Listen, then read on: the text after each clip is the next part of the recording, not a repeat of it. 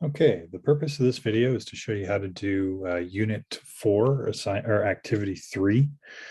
So if you go down to the list of assignments on our homepage, you're going to find that one about midway down here. And so this one's a little bit different. It's one of the practice exercises rather than one of the assignments. So the directions I gave right below here are really what you have to do with this assignment. Now, I totally understand that it may be a little bit confusing. So what I'm going to try to accomplish in this video is just kind of a quick instructions on how to do it. And I'll run through an example with you as well. So these are the questions that we have to answer here in this practice exercise, but you might be asking, well, where are we getting this information from, or what are these questions about, which is totally fair. If you click on the Unit 4 Activity 3 practice exercise link here, it's going to take you to this content page. And you're going to scroll down until you get to the practice exercise part. And what this is basically an adjustments activity, very much like Unit 4 Activity 2. So if you're doing this in order, like the last assignment you did, where you put adjustment journal entries into the journal. Sorry, that's redundant. Adjustment entries into the journal. And so you were given different scenarios about things like prepaid insurance and calculating how much of a prepaid insurance policy would be used up in a single month, or amortization or depreciation, amortization of a piece of equipment or a truck or something like that, that your business owns that's losing value, a certain amount of value every month or every year. A supply closet where you go in and you figure out how many supplies you had versus what you had at the beginning of the month, and recording that in the journal. So that's everything that those are the types of things that we did as adjustments in the previous assignment. Now this one takes those adjustments, and instead of putting them in the journal, they're having you add them to a worksheet. And so the worksheet, you'll see if you click on this link here, it'll pull up an Excel worksheet for you that looks like this. And so remember, this is what an accounting worksheet is. It's got your accounts here on the left-hand side, and then it's got your trial balances. So the values, or how much is in each side of account, inside each of these accounts is listed here.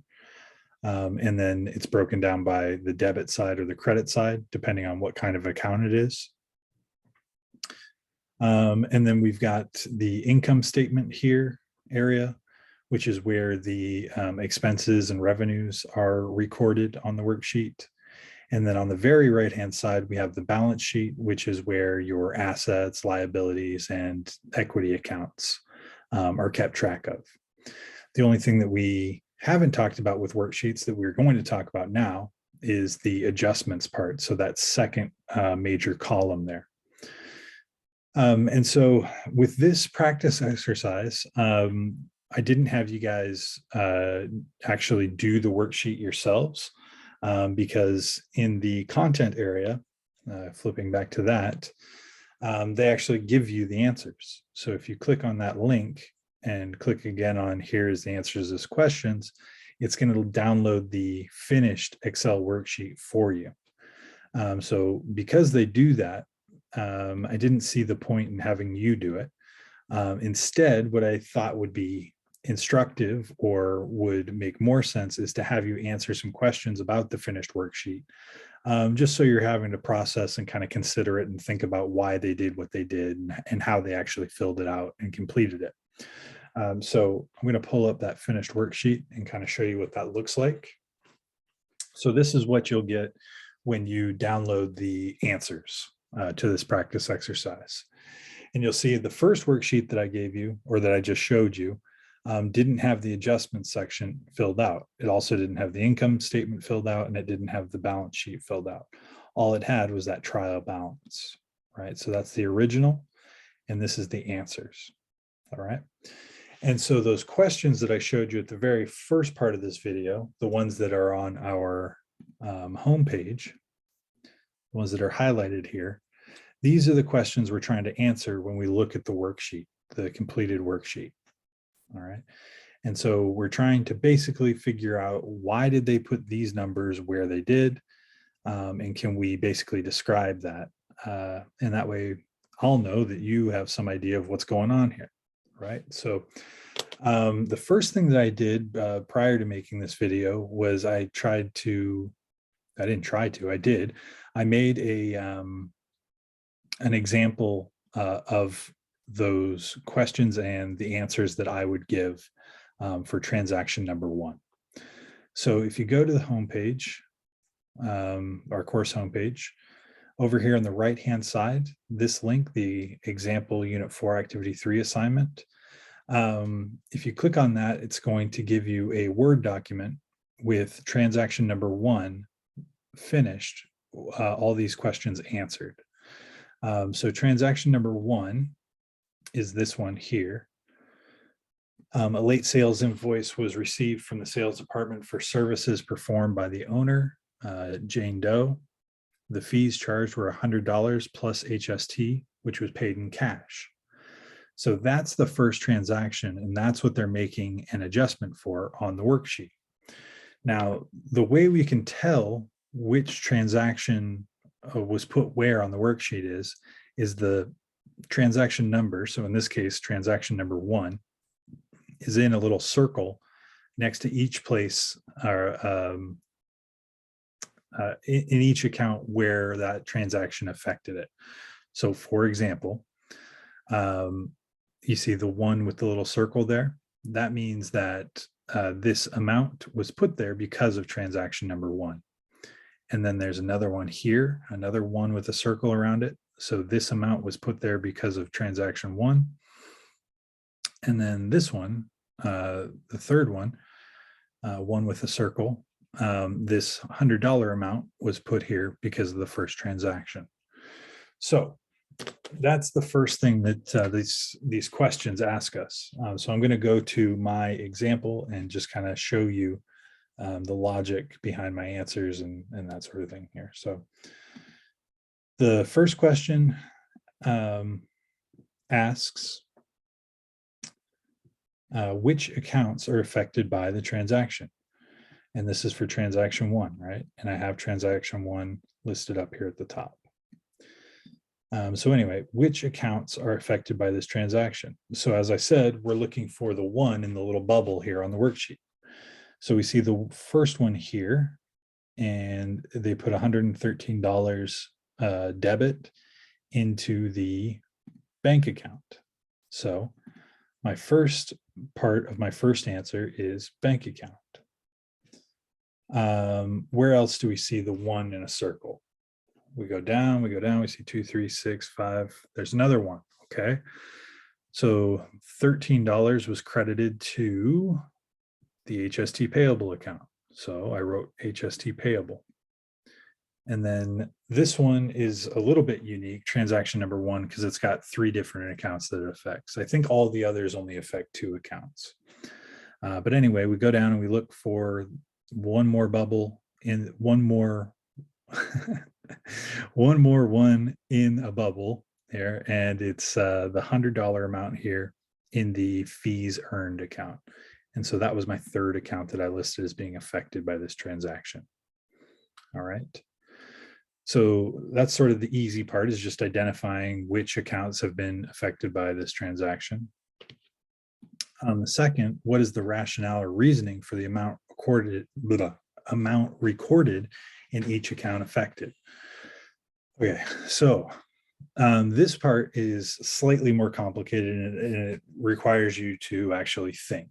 So the first one, the bank account, had $113 debited into it. So why is that? Well, this is my answer. The amount recorded to the bank account is $113, which is the amount collected from the previously unrecorded services rendered by the company owner. So basically what happened in this scenario is the company owner did some work for a customer and they forgot to report it to the accounting department, or they forgot to, make an invoice for it. And then later on down the road, a month later, 2 months later, whenever, Jan Doe, the owner of this company, remembered, oh, hey, so-and-so owes me $100 for the services that I did for them a couple months ago. And so now we have to make this adjustment, which is what we're talking about here. And so the reason it's $113 in the bank account is because the customer paid the owner $100 plus HST. And remember that HST is 13%. So 13% of $100 is $13. So in total, the customer paid the owner $113, which was then put into the business's bank account, which is why we've got a debit for $113 in the bank account here. So that's why that first one is that way. So that's the first part of question number 2. And then we got to look at the next account that was affected by this one. So our HST payable.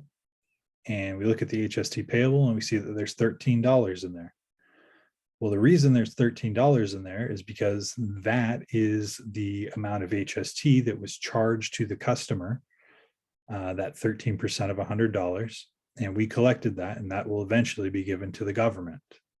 So we're holding on to that for now, but in a couple of months or 6 months or whenever it is that we're due to pay the government, we'll use that to pay them because this is tax that we've collected on the government's behalf. And then the third part for question number 2, we got to look at that last account that was affected. So the fees earned account, and we see that there's $100 in there that was credited. So $100 is added to the fees earned account. And remember, the fees earned account is a revenue account. So a credit has the effect of increasing that account. And so the reason it's $100 is that's the amount that the business gets to retain of that fee that was collected by the owner for their services, right? So they charge the customer $113. 13 of that has to go to the government. So 100 of that we get to count as revenue, or we get to count as profit for our business. And so that's why we record $100 there. All right. And so that's number 2, basically going through why is that the amount that was recorded in that particular account. So that's what you do for number 2. Number 3, why is the amount a debit or a credit? Okay, so now we have to go back through and look at the affected accounts and figure out why each amount was either debited or credited. So in the first one, the bank account, the $113 was debited. It was debited because the bank account is an asset account. And when you increase an asset account, you debit it. All right, so that's that. Next, the HST payable. That one was credited for $13. Well, HST payable is a liability account. And when you credit a liability account, that has the effect of increasing the liability account. So we were adding $13 to that account, so it needed to be credited. And then the fees earned account. As I said earlier, fees earned is a revenue account. And so we credit it with $100 so that it will increase the account. So that is why those are debits and credits. And then the last question. On the worksheet, is the new total for this account recorded on the income statement or the balance sheet? So basically, this question has to do with what accounts get recorded where. Are they income statement accounts or are they balance sheet accounts? So the first account, the bank account is an asset account, and asset accounts get recorded on the balance sheet, which if I slide this over, you can see there. So we have the beginning total for the bank account, which was $1,500.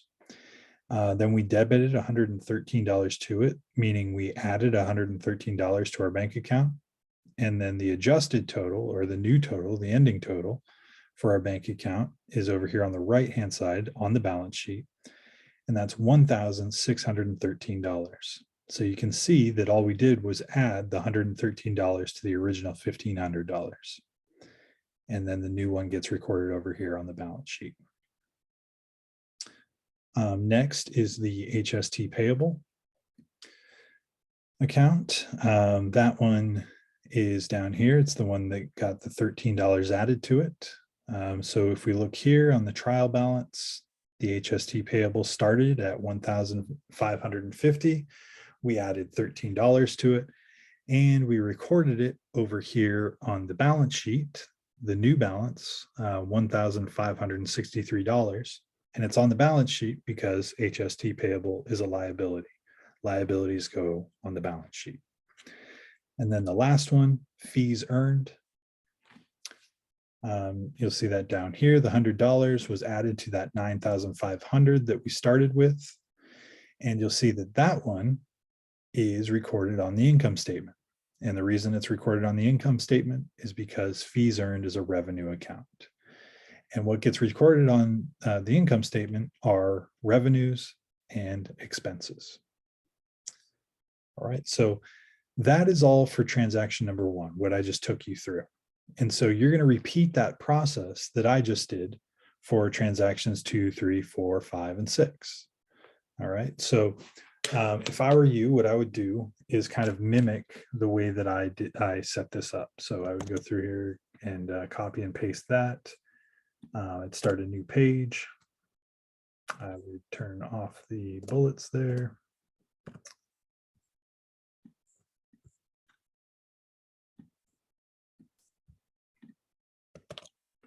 Instead of transaction 1, I'd make that transaction 2.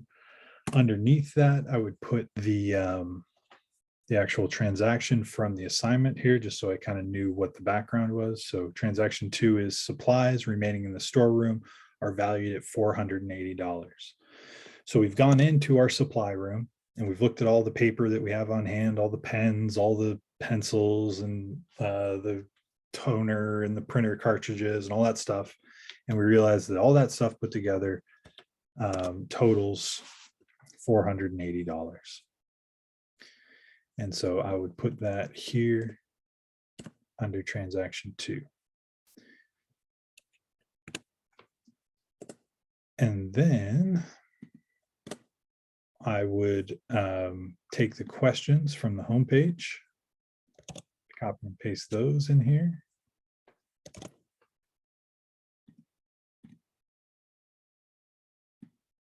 And probably put the numbers next to them just so I remember which is 1, which is 2, which is 3.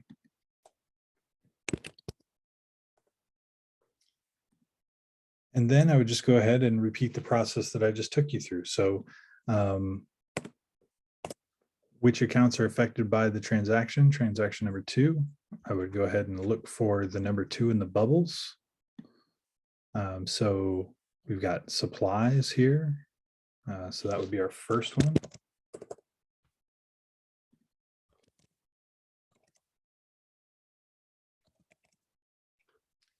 And our second account, let's see, we're still looking for the 2 in the bubble.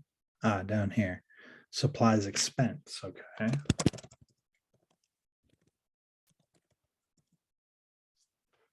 All right.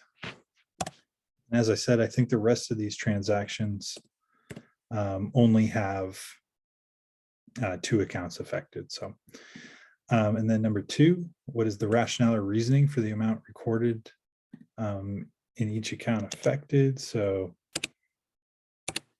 basically why.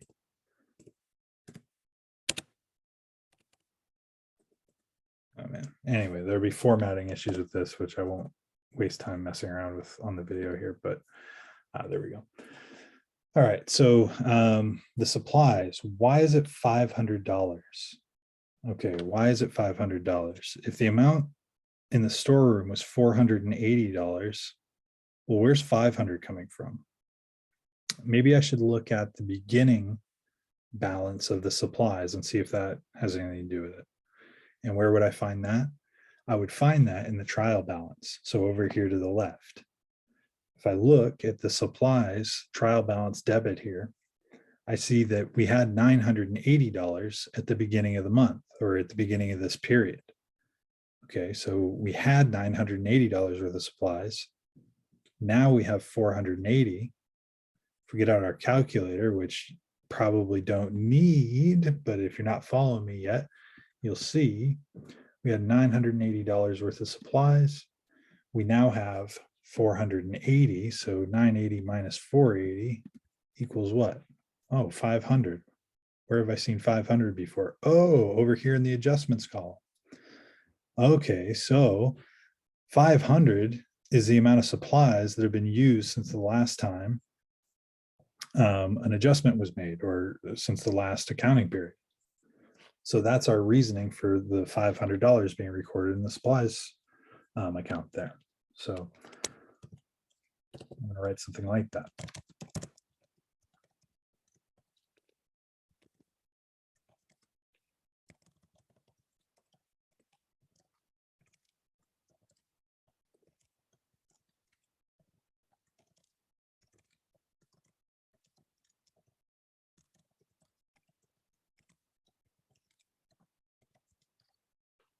$500 is recorded in the supplies account because that's the amount of supplies that were used since the last accounting period. Okay, good. So then next we need to look at the other account that was affected, the supplies expense account down here. And we see that 500 is also there. And so supplies expense is just the amount that we've spent on supplies since the last accounting period. So it's a very subtle difference in the way that we're writing this, but it's almost kind of the same explanation as the supplies account up here. 500 is recorded expense account because that is the amount of money that has been spent on supplies since the last accounting. So that's the amount of value that's left the business through the use of supplies. So $500 is now out of the equity of the business, right? So that is kind of what we'll write there for number 2. Number 3, this is the one where we look at the debits and credits. So the supply account was credited $500. Supplies.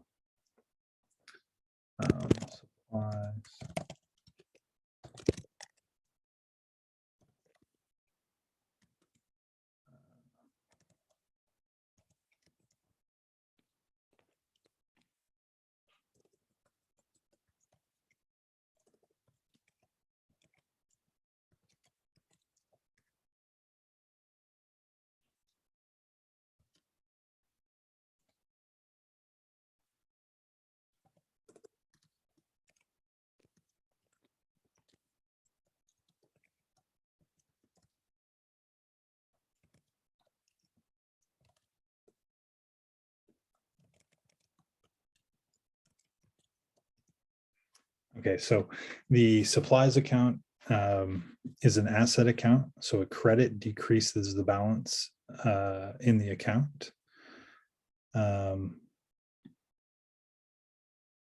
So actually, I'll just kind of write this like this. Supplies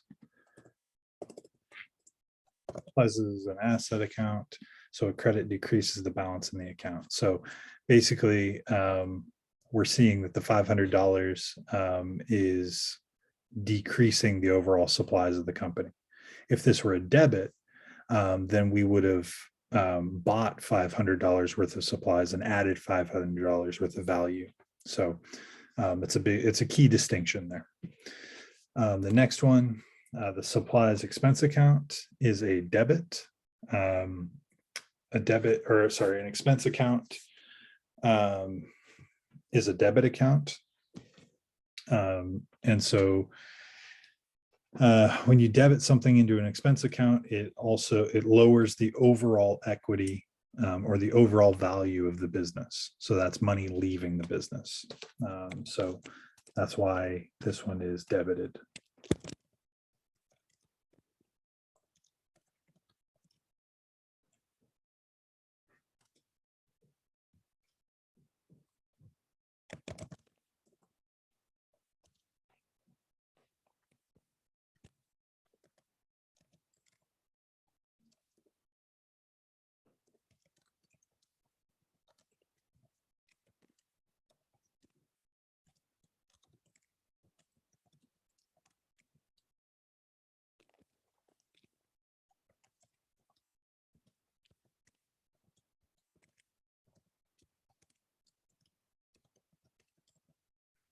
Right, so supplies is an expense account. So a debit decreases the overall equity or value of the business. And the last one on the worksheet is the new total for this account recorded on the balance sheet or the income statement. The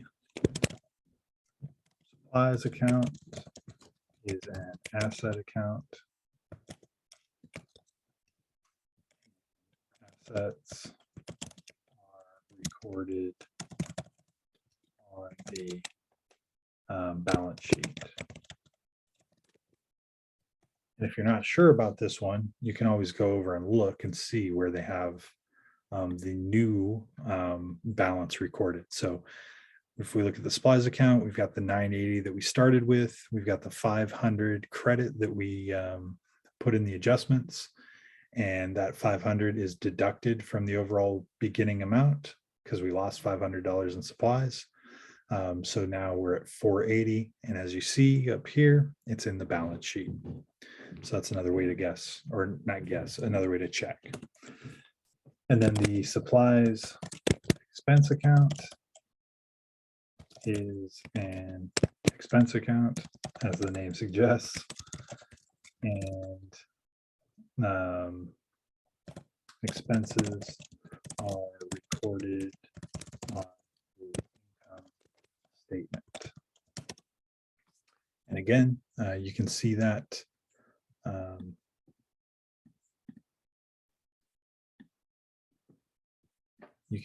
here. So the supplies expense, we put in the $500 adjustment, and that goes here on the income statement. We don't have a beginning balance for the expenses here or for the supplies expense. So 500 is the only thing that we have to carry over to that income statement.